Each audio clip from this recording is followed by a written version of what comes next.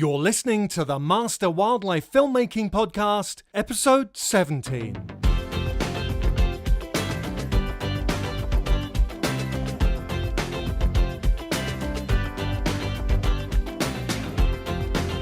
When Cody Westheimer is not running, riding his bike, or exploring the wilderness, he is racking up credits as diverse as they are interesting.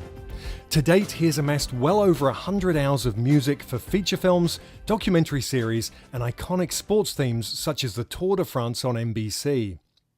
He is the composer for the recently released IMAX film Journey to Space 3D, and his main theme for the 2007 game The Golden Compass was nominated for the Gang Track of the Year. An avid craftsman, Cody has built many of the items at his New West studios. His desk is built out of reclaimed lumber, and he most recently built a portable music studio in the back of his car out of typical roadcase materials, which was also recently profiled in Mix magazine and featured in a mini documentary for Outside Television Dispatches, and is currently airing on the cable network. In addition to his career as a composer, Cody enjoys photography, making short films, and playing lesser played instruments like the banjo and Japanese shakuhachi. Cody's passion for nature has helped him carve out a niche in the natural history genre.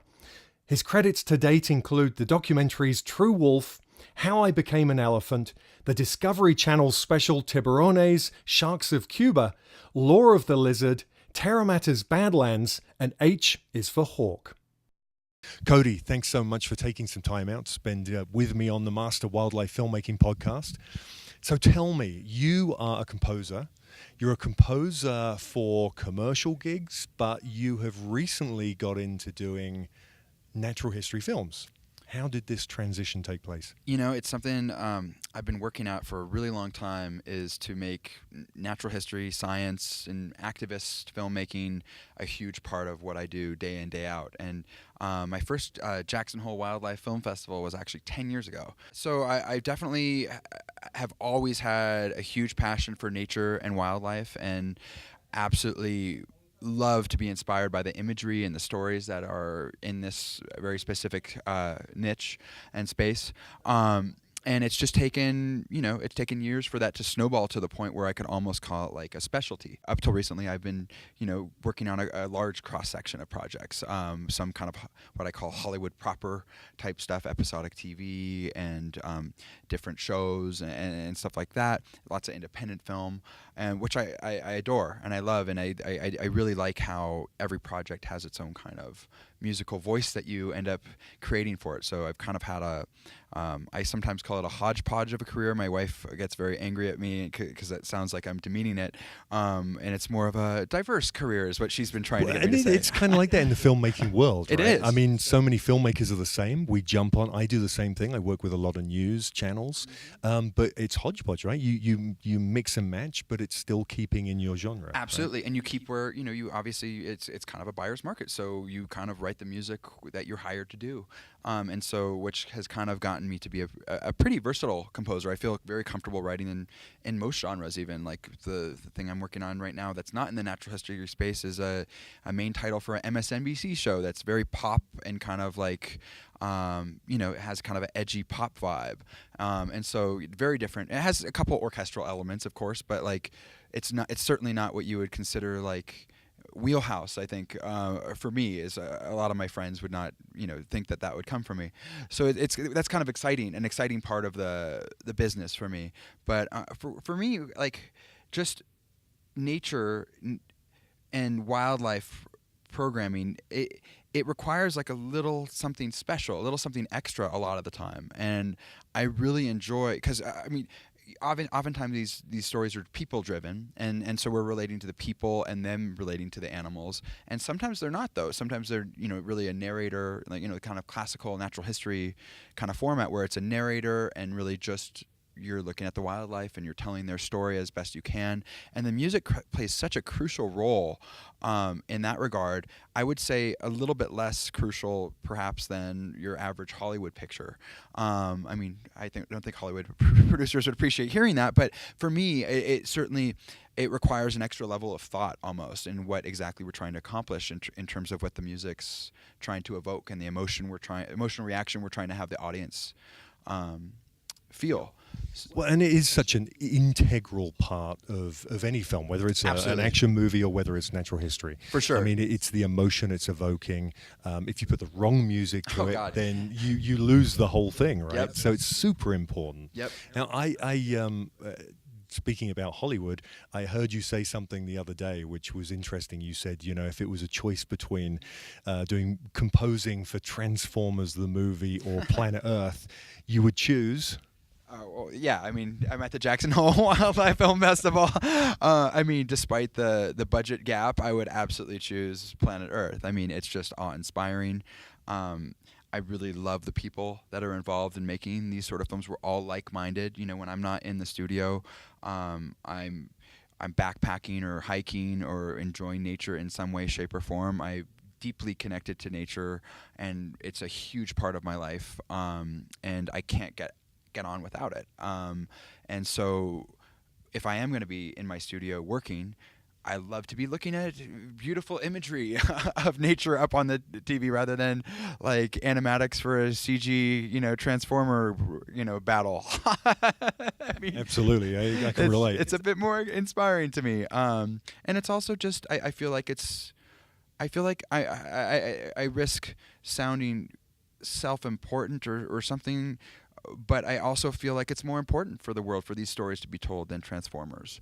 And I really enjoy taking part in that aspect. And I feel like my contribution to society is I'm doing something more than what I would be doing if it were just for purely entertainment purposes or something. There's lessons to be learned from these.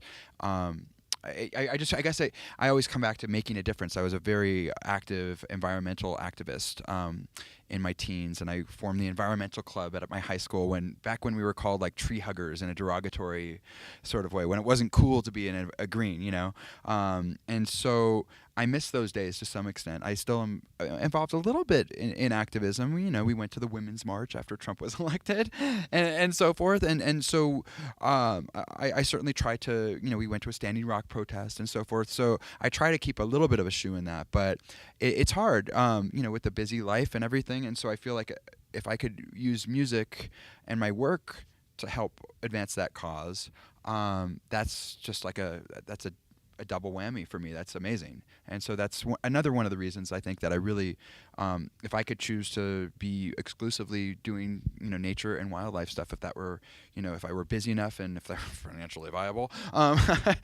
certainly I would love to, I'm not sure if that day will ever come. It would be great to just do more. And I just really enjoy telling those stories. Let's talk about the style of music that you have to kind of put together for wildlife shows. Sure. With the different types of shows you've done, is the music very, very different? Or do you stay kind of in a certain area with it? How does that work? That's an interesting question. I mean, I think that for the cross-section of wildlife and nature films I've done to date, I would say a lot of them have a fairly similar sound. I think I like to think they're distinguished from each other. Like certainly two of the films that I did this year, both for Mike Burkhead, who is a dear friend of mine who I had been chasing for a very long time before I got on board. First one, and then two. Stalking. Stalking. He would call it stalking for sure. Mike, that's a shout out. You could leave that in too. You don't need to edit that out. I did stalk Mike a little bit. I mean, I'm just a fan of his work, and he's brilliant. So the first film that I did for him was Badlands, the Badlands of America, which was a co-production between Terra Mater and Smithsonian, and just insanely gorgeous footage shot by a really incredible guy named Dawson Dunning, who's here at the festival as well. And we were going for good old Americana, like the original kind of direction we were looking at was Dances with Wolves, like this, which is one of my all-time favorite scores. Sweeping orchestral, and just and so that was, we ended up pulling it back a little bit from that initial like Dances with Wolves centric thing, and I would call it came back to kind of a more modern take on that sort of thing. We had a few moments where we did really like pretty much an homage to that style. Like I couldn't believe Mike let me get away with this. I mean, when a filmmaker tells me to make it big, those are kind of their famous last words, generally speaking. Like, and usually they then have to get me to pull back because I love going. I mean, when it's right, when it feels right, I love going big. And so there was this at the finale of the film. I remember really specifically. We had our theme playing, and it's a cyclical film, so it starts at winter, becoming into spring, and then it ends at fall, going back into winter again. And there's just this gorgeous sunset shot. And before preceding the sunset shot, there were all these kind of like dusk shots that were just, it just was this incredible buildup. And so the theme is building up, and boy, did I hit that sunset shot with a like just an insane cymbal crash and huge, thematic statement. And I was kind of like daring him to like let me have it, to let you do it. Yeah. And I was shocked. Keep it in. We kept it in, and I was so thrilled. Like, if you had told me when I was writing that he was going to let me have that big a moment, I didn't think it was going to go final, but it's a very impactful moment. It was like Warhorse, kind of like, where, you have literally like the horse trotting along the landscape. I mean, it was an incredible cinematic shot. And so it certainly had the license to do something that big too. Right. Well, let's take a listen to a bit of that music right now.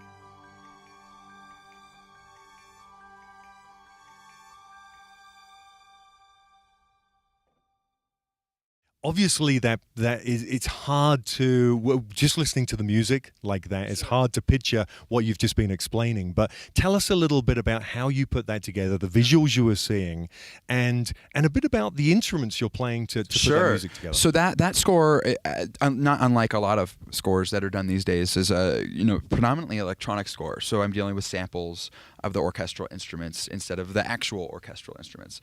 And in a weird way, it's almost easier to convincingly portray a large, epic-sounding orchestra than it is to portray a smaller, intimate-sounding orchestra. That's super interesting. Yeah, I would never have guessed that. Kind of logic would suggest that it would be the opposite. Right. But I think it's something about you hear more minutia articulations, and you hear more of the human element the smaller the ensemble. And so the more mass, if you have 40 violins playing as opposed to 6, you hear every little imperfection of those 6. And if you don't subconsciously, if you don't hear those imperfections, it sounds fake. Whereas if it's 40, those imperfections are minimalized. It's a crowd mentality essentially, right? And so they're minimized. That you don't hear as many it's more of a homogeneous sound, and so I think that's the reason why that's true. But so I mean, Badlands was. I don't want to say it was an easy film to score, but it was because it was very technical. We had a lot of sequences that required a lot of very surgical timing and things like that. But I would say it was very clear for what it needed. Like, I don't think there were many scenes that weren't blatantly obvious what the score should be doing. Not that didn't take a long time to achieve what the score did, but from a standpoint of what dramatic emotions and what story we're trying to tell, it seemed pretty straightforward to me. So I got to, I spent most of my time on executing that, as opposed to a film. The other film I worked on with Mike this year was called H is for Hawk, A New Chapter, which is a PBS nature film here in the U.S., and it's a BBC production in the UK. And that one was the exact opposite of Badlands in that regard. I mean, they could not be more different mentalities of scoring and ensembles. Just because it's a human character now. She's very interesting and has an incredible story to tell. Yet, and it's shot in and edited in an incredibly poetic kind of style that really just needs this very gentle brush. And so, especially coming off Badlands, because we scored it after Badlands, where we were like epic central. Like, this was whoa, it is going to be a small, like, intricate, at times beautiful, but very, very specific kind of vibe. So which one did you find easier? The Badlands, because of its kind of giant, big orchestral feel, or the other one? I mean, I would say easier, definitely Badlands. Like, I mean, but I wouldn't say it was more enjoyable. But I mean, H is for Hawk was certainly a huge challenge, but that's part of, if it's not challenging, what's the point, right? Right, I mean, right. Push yourself. I loved it. I mean, and Mike really pushed me. I mean, he's probably not going to be pleased that and you don't need to edit this out, but he actually said, Cody, this needs to be the best you've ever done. Which no is pressure. Yeah. I was like, okay. I mean, I will say I kind of pushed myself into this film. I mean, originally he hired me for Badlands, and when he came to visit me in LA to discuss Badlands, I'm a huge Hawk fan and Raptor enthusiast. And when I got wind that he was doing this, and I had read the book, and so I was a fan of the book. I had identified with the author, the stories about her and how she relates to hawks and trained a hawk after her father passed. My father passed. That's when I became interested in hawks. It's not really a reincarnation thing, I don't think, but I certainly identify very, very strongly spiritually with hawks. And I was like, Mike, you got it. You don't understand there's no one there's no composer on the planet, I don't think, at least that I know of, who loves hawks more than I do. I wore like this. I have this red-tailed hawk shirt that I wore with him. I was like, see, this is my case. This is where our red-tailed hawk nest is in the neighborhood. Would you like to see the Cooper's hawk nest as well? So yeah, I hit him. Like, I was pretty shameless with nabbing that. So I mean, he did have a right to ask that of me, and I thankfully, he's told me I delivered, which is good. Part of delivering with that was we actually were able to record a small orchestra, and which is exactly what we were talking about. Fantastic. So you composed it, and then you got an orchestra to play it. Small orchestra. I think it was 13 string players, 4 woodwinds, this amazing piano player, and this amazing piano, which happens to be Thomas Newman's old piano, and a harp. And so let's listen to that one just so the listeners get a feel for what you're talking about. Let me tell you what's happening. Okay, actually, if you don't mind. Perfect. Yeah. So this clip that we're gonna play it's entitled "The Goshawk Nest," and it's kind of, it's not as big as we got, but it's certainly as forward as the score got in terms of emotional impact. I think it's very magical.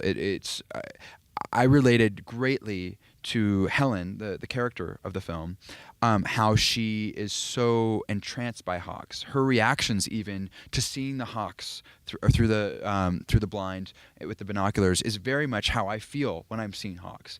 And so I was kind of trying to like harness her emotion, which I could really directly relate to, and the magical aspect of that. And so I felt this cue was, I felt like this was a pretty strong cue before we recorded it, but this piano player just, am I allowed to swear on this podcast, or We may have to bleep it, okay, depending on what it is, but carry on. He just played the shit out of it. I mean, it was amazing. I mean, this I think this was one take too. I mean, I was like, we don't need to take that again, because it was just this amazing performance. So this is the Goshawk Nest.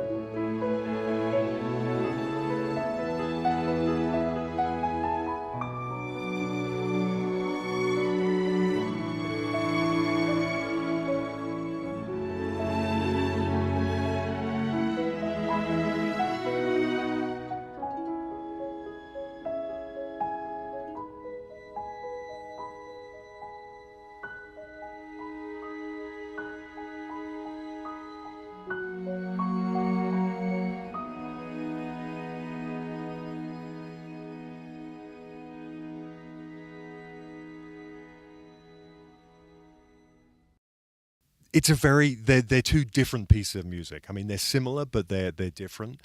When you were scoring those, when you're looking at the pictures and you're looking at it and you're composing it, which was, and I said this earlier, which was easier, but which kind of came to you more simplistically, if you like? I know through being editing my own footage that when I watch something, I can hear music in my head that I know is going to go for that, fit with Sure. that. And so I will then look for music that's going to fit. Becomes that. a wild goose chase at times. Just absolutely. I know what you mean. So which was it for you? Does it come really easily when you see those images? Yes and no. It depends. I mean, there's always the aspect of, are they going to like it? So that's all. I would say that is probably the most challenging aspect of my process, is getting hung up on, are they going to like it? Are they going to like what I do? And I put tremendous pressure on myself to try to get into their heads how they might respond to whatever I'm going to try to do. As I've gotten older and more experienced, I think I've started to feel like, well, they hired me for a reason. They chose me, instead of blah, blah, blah, for a reason. And so I've started to get better about not having that mental hang up. But it always, the best you've ever done comment kind of resonated for a while with me, Mike. It's one of those things, I think, as filmmakers, we're all the same, especially starting out. It's only until you've done a few things and you've been, you have repeat business, if you like, or absolutely, whatever you're doing, you feel more confident. And a project I'm just starting now called The Lizard's Tale, that's by our friends Nate and Neil of Days Edge Production. Right, yeah. And we were talking about that today. I haven't actually put any ideas down yet. And so it's almost easier to talk about that project as far as process, because hindsight's always kind of 20/20. Like, I don't remember the blood, sweat, and tears. I mean, I do a little to some extent, but it's kind of like you remember the happy parts. I don't remember the torturous aspects as much. Badlands was fairly smooth sailing. H is for Hawk was actually pretty smooth sailing once we got underway as well. It was a time crunch, and especially when you're involving orchestra, that's an extra step. And so we did actually pull an all-nighter mixing the score on the final day. But so at the beginning of this process, we're talking about instrumentation, and we're doing very much, we're just at the very beginning, and we're talking about music we like and music that will work. We're trying to tell this epic tale of a lizard. And so for me, I have trouble bundling those two words in the same sentence, epic and lizard. And Right. And so that's a musical challenge, but clearly there is an epic story to be told. And so that's becoming kind of an interesting puzzle for me to solve. How can I make this sound epic it's not going to be Inception epic, right?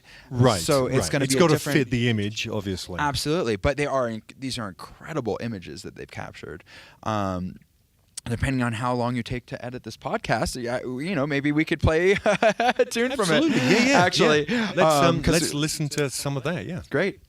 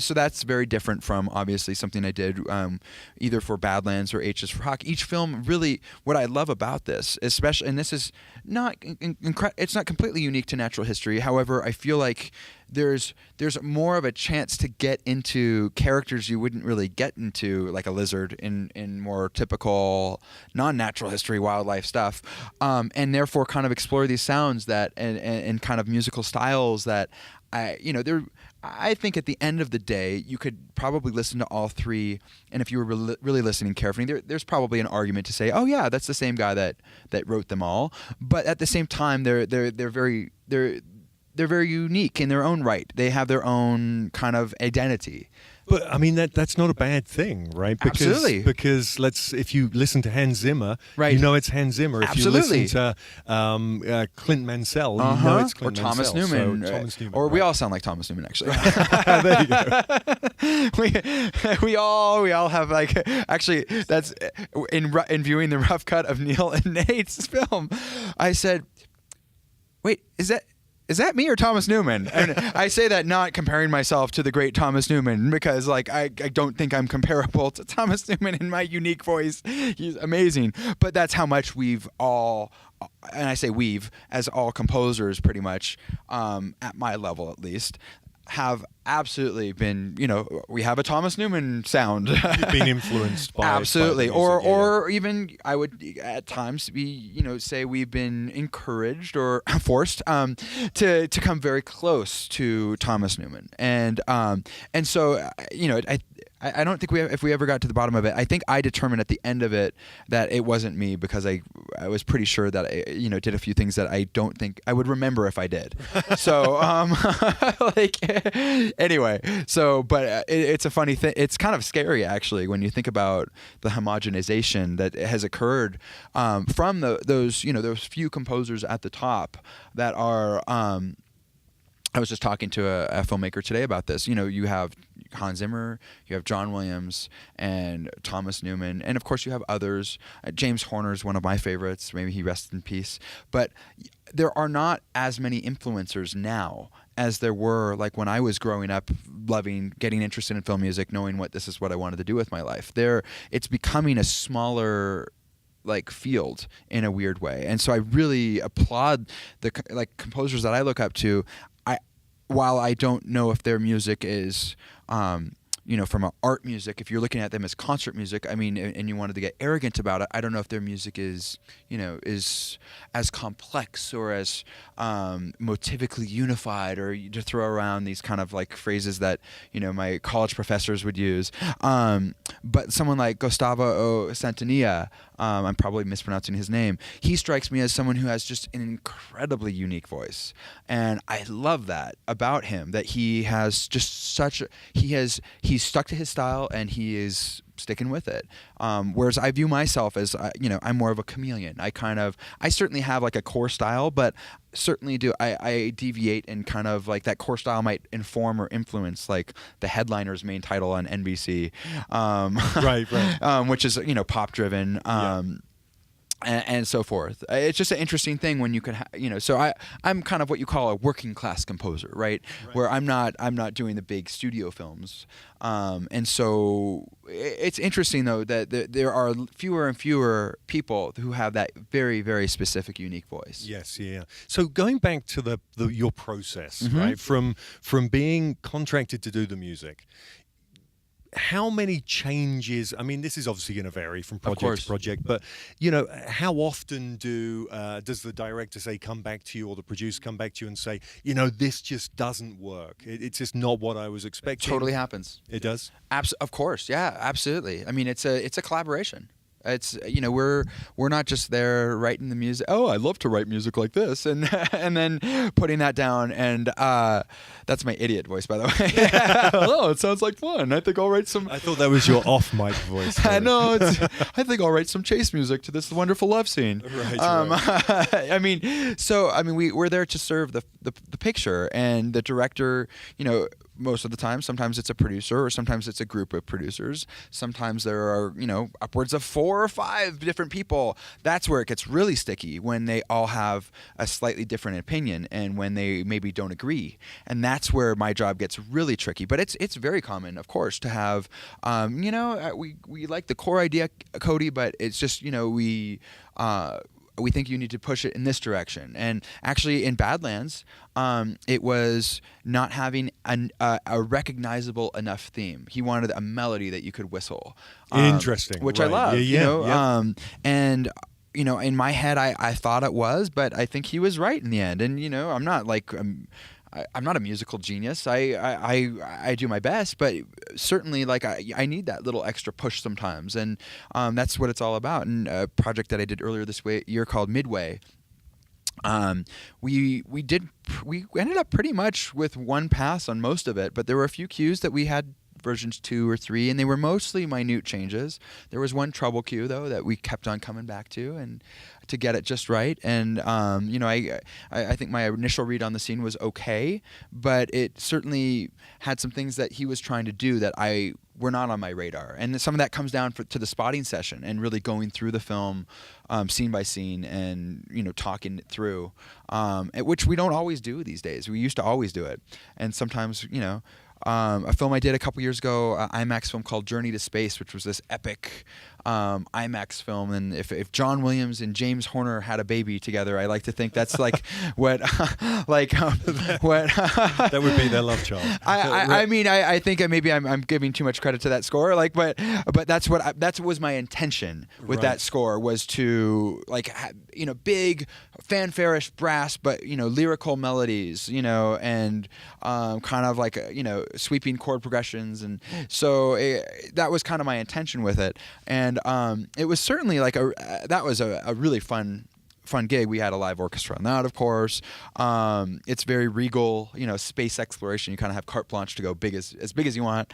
But that film shockingly had very few adjustments. I almost wish, at times when we were going to the mix, there were times where the voiceover was maybe moved around or not in the exact same place, or it was new voiceover.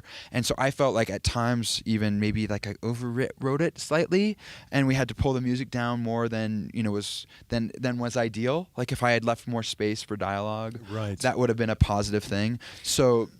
And I was gonna ask you about that. There must be quite a big difference between, say, composing a score for a narrator-driven show or narrator-led show, and maybe an on-screen host. Have you done on-screen host? I haven't done a stuff? tremendous amount of on-screen, although Nate and Neil you could almost describe them as their latest film as an on-screen kind of host sensibility. So most of what I've done has been narration, although Helen had some on-camera speaking in H is for Hawk, and certainly all the narrative projects I've done are with actors. Does it make a big difference? Do you end up with more music in something where it's narrated, and less in where there's on-screen hosts? Or I feel like we live in a wall-to-wall world. It's a weird thing that's happened. I feel like most shows seem like they're for the most part wall-to-wall music these days. Like maybe with just a few. Like if it's a 44-minute film, it's gonna have 38, 42 minutes of music somewhere in there. It feels like. I mean, I'm not looking at my spotting notes right now, but it does feel like there are a few moments with that just breathe. And I'm a fan of breath. One of my favorite composers who did a lot of film but was more well known for his concert music. Toru Takemitsu is his name. He's a Japanese composer, probably their most celebrated modern classical composer. He was discovered by Stravinsky, actually. Brilliant. And he did all all of them, but most of the Kurosawa films. One of my favorite scores is Ron. And the one Western film he did was Rising Sun with Wesley Snipes and Sean Connery. But he wrote a book called Confronting Silence. And there's an argument to be made that silence is music, because the absence of music causes a similar emotional response with the audience as music itself. Yep. And so it's such a powerful tool that's so underused. I'm always a proponent of breath. It also means I have less work to do. No. Yeah, right. Let's have a 10-minute interlude here for the music. Union rules. Right. Except we don't have a union. But right. Do you find ever that you're more in favor of kind of taking a breath here and there, but the directors may be like, no, let's have music going through? Sometimes, yeah. Sometimes I'm at odds with that, sure. And sometimes it's maybe they want to take a breath where I feel like that's maybe not the same space I would choose. It's tough because oftentimes the end sound design isn't in at the time that we're going in, and so I ask a lot of questions about sound design, and what's happened on numerous occasions, like, oh no, we're just gonna keep natural sounds, and then we get to the mix, and it's like, you're just gonna keep natural sounds. I hear tons of like design, like, oh yeah, we changed our mind, and so, and that certainly affects like musical choices. Back to your question about narration and so forth. One thing I really like about narrator is, if the narrator's been chosen by the time I'm working, I know if it's a man or a woman, if they have a high or a deep voice, and so that of course can go into my instrument choices. I'm not gonna I'm not gonna be choosing like a lower French horn over someone who has a voice like mine. And I'm not going to be choosing a flute or an oboe with, a higher pitched female voice.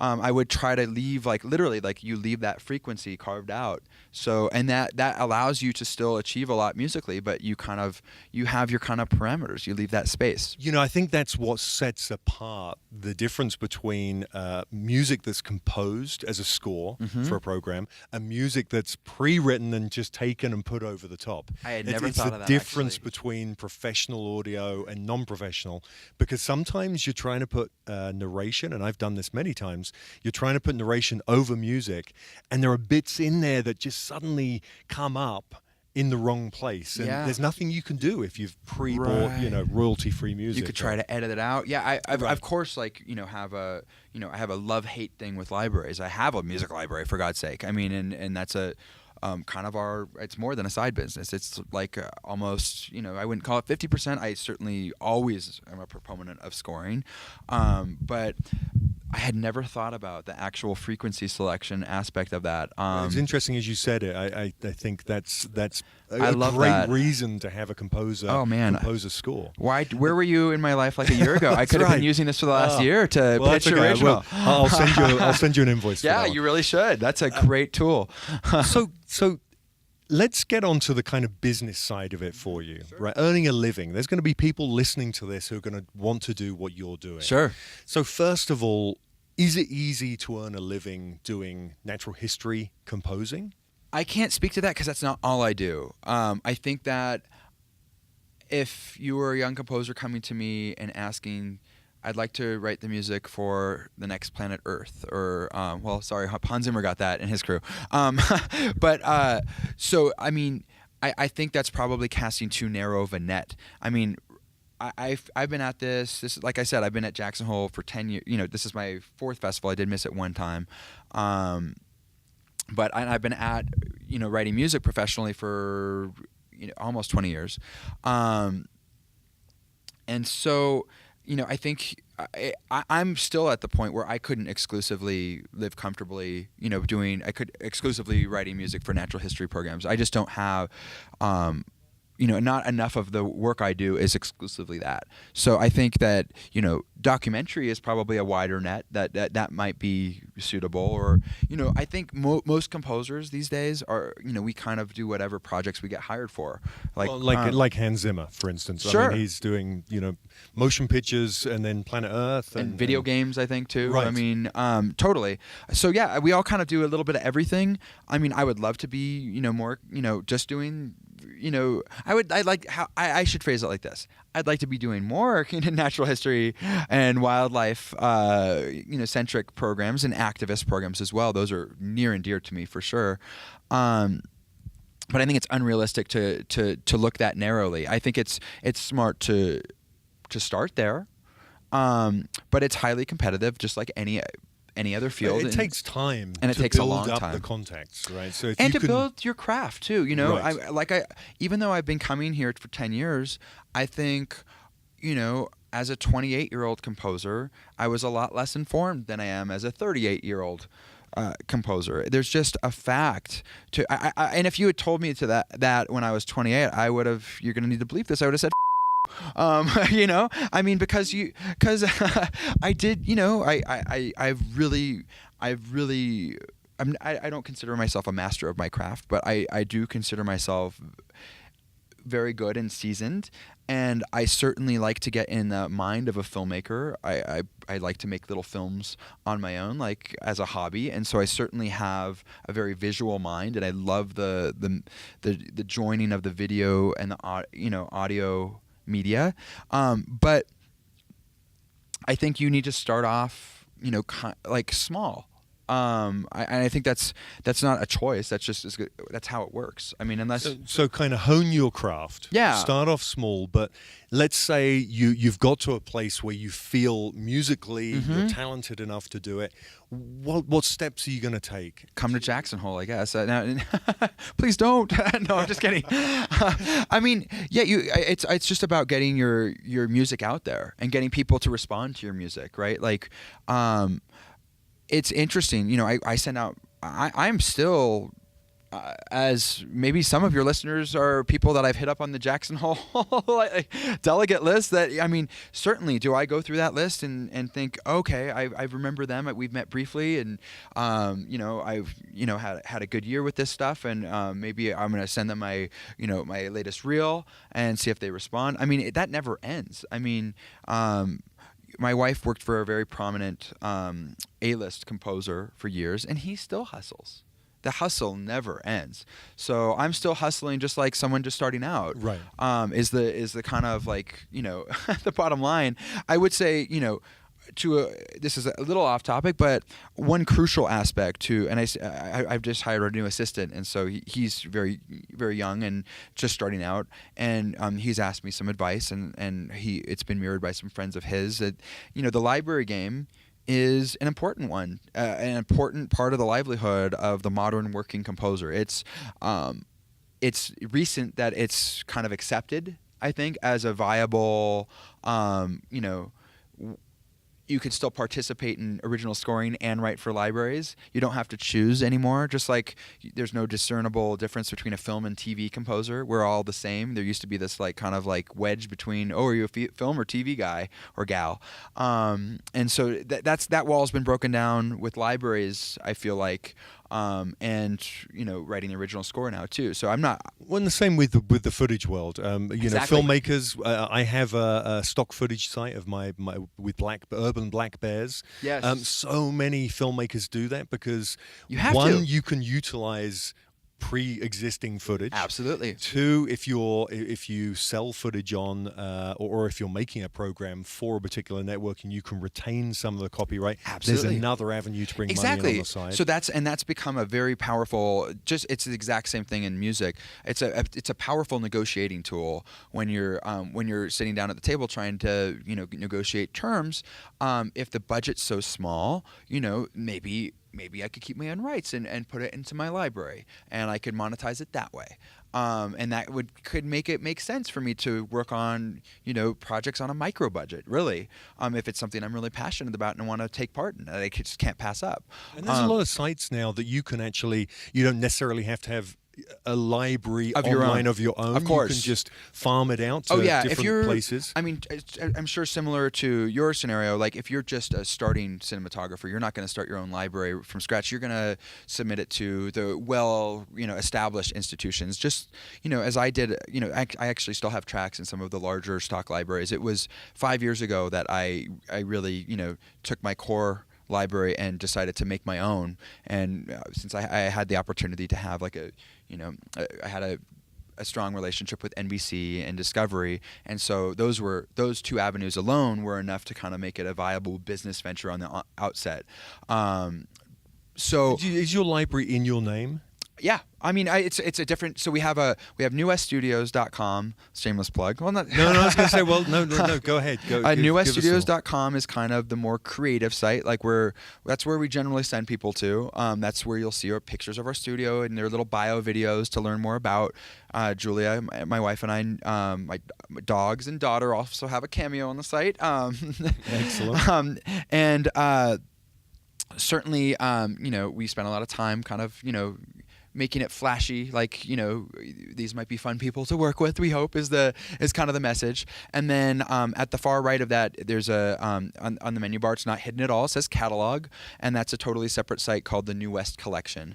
And that's our site with that's searchable, has a great infrastructure and framework for searching. You could even drag, if you're a filmmaker and you tempt with a piece of music that you're looking to replace with a piece of library music, you could actually drag that MP3 into the search bar. It'll analyze the waveform, and it's hit or miss a bit. It's pretty good though. At times it's bailed me out of making playlists because I know I have other tracks like this. What is it called? I can't remember the name. And I'll look for similar tracks, and there's the track I was thinking of. So it's like Shazam almost, the app where similar. It's more of like a AI kind of thing where it's actually examining the transients, and so if there's a beat in the song, it would know the BPM or even the types of drums you're using, and it would be then searching. It's already fingerprinted the rest of our library and searching for kind of matches.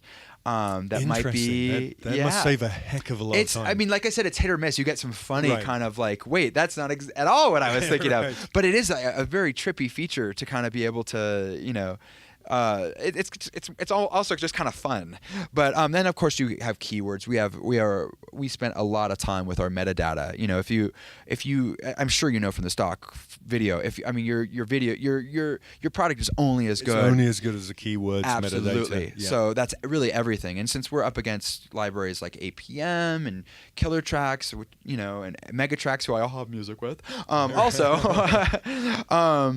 And when you're on other people's sites, it's through your name, or is it it's all my name. Studio name? Yeah, okay. yeah. So I think you could search Cody Westheimer on APM and come up with. I think I did one album for them years ago, but don't do that. Go to New West Collection. right. And of course, I'll put links on the page on the masterwildlifefilmmaking.com web page. Cool. There'll be links straight to your website there, so awesome. people can get in there and listen to the catalog. Yeah, that'd be awesome. So one last question for you.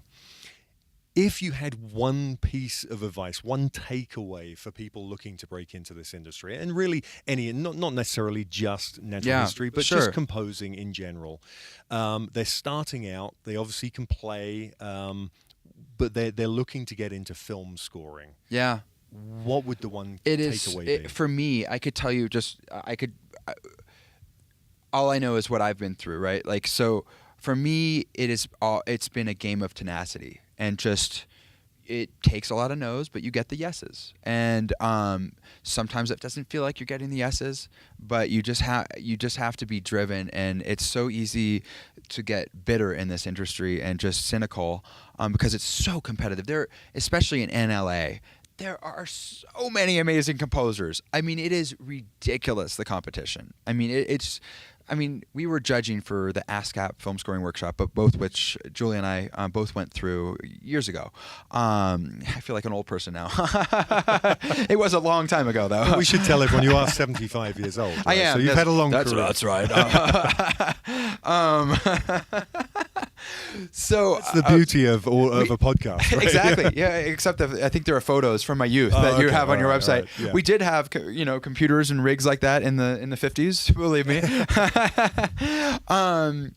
But the talent pool is insane. Like, listening to some of these, people's music just out of college, it made me want to quit. Like if I'm the director of said film, why wouldn't they hire this person instead of me?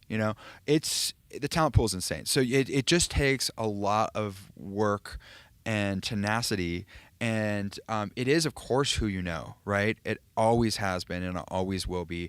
I have colleagues who are doing studio films, making on one film what I would make in 2 or 3 years, right? I mean, and it's not all about, of course, it's not all about money. But it helps, of course. But there's a lot of luck involved in this field. Timing and all of those things that we can't control. And so at the end of the day, though, for me, it's always been about making my own luck, and for that, it just takes a lot of work, and just a lot of. If you ever have Mike Burkhead on this podcast, please don't ask him how I forced my way into having him hire me for either film. Story. Yeah. Okay. Oh, totally. But I mean, it's just email. I mean, it's just me. And actually, joining the space, a dear friend of mine, Mark Krenzine, who I'm working with on a couple other things. It took years of emailing and following up and reminding them that I existed and that I was enthusiastic about working with them, until it actually came into fruition and a project. And so I'm constantly reminding myself that it's a lot of time. But the cool part about this might be a nice little bow on this to bring it back to natural history filmmaking.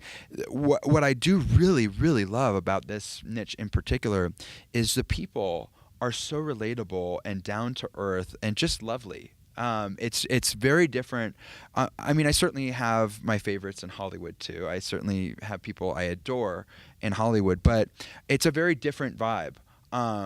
Here, it does feel like we're all coming together and we're rooting for each other, and we're just trying to do the best for the animals and the world and everything. It feels like there's a greater purpose here, and so there's a lot of joy in that for me. Even what you would call this is the chase in Hollywood, right? Like, there's a bit of joy in that here. It just feels more like you're chatting with friends. And it comes back round to the whole networking thing. Mm-hmm. And if you're here, you're making contacts. It's never been easier to really get your music or your films, but composing your music to new people, emailing, attaching a file, or just sending them to an online you never know. library. I mean, it's never been easier. It's still true. Tough. But it's you're not having to make tapes and I would and of hand course, deliver CDs. them. Oh my God! CDs, Yeah, no, right. I remember tapes was the first year actually for me. Then Right. then I got a CD burner. Remember when those were like $300? Yep, that's right. And the coolest thing out. Yeah. Oh God. But the last thing I was going to say is, there is a tremendous value to working with your friends. And so it's not about coming to a festival like this and meeting everyone. I mean, it took me a while to learn this, like, because it does feel like kind of like fish in a barrel, right? Like there aren't many composers here. These are all like people who could potentially hire me. The old Cody, like right out of high school or college, would want to just be like running around like, bat out of hell, like passing out business cards, right? Like here, hi. It's about relating to people and learning who they are and telling them who you are, and maybe they'll like you. And if they like you, maybe they'll want to listen to your music. Because I'm pretty sure a lot of the music that gets sent out, people, we're all busy. Even when composers send me music, I don't always have time to listen. I'll listen a little bit at least, and if I'm drawn in, of course I'm going to continue listening. So I know that from experience, and every time that happens, when someone emails me and I hesitate to listen, like this alarm goes off in my head, like, oh, this is how people receive me. Right. It's fascinating. And going back to what you were saying about running around and trying to see everyone, there's a big difference between sitting down at breakfast. Hey, I'm Jake. Hey, I'm Cody. Yeah, how's it going? And then just chit-chatting about what's going on. Totally. Learning about each other and then caring about what each other does. Exactly. Then approaching someone and saying, hey, I'm a composer. Here's my exactly. Blah, blah, blah, blah, blah.